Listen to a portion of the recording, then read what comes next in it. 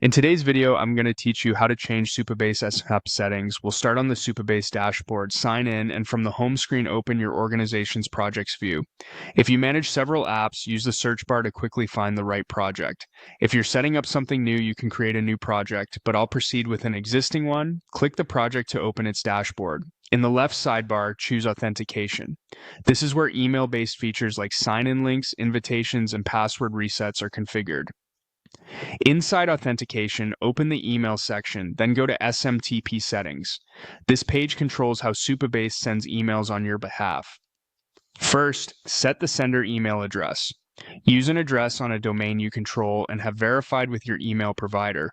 Using a recognizable address improves deliverability and trust with your users. Next, add the sender name. This is the friendly label that shows up in inboxes, so keep it short, clear, and aligned with your brand. Enter the SMTP host provided by your email service, for example, a host name from your transactional provider. Right below, specify the port number.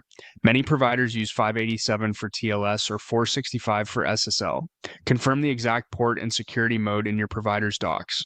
Avoid port 25 on hosted platforms as it's often blocked. Set the minimum interval per user.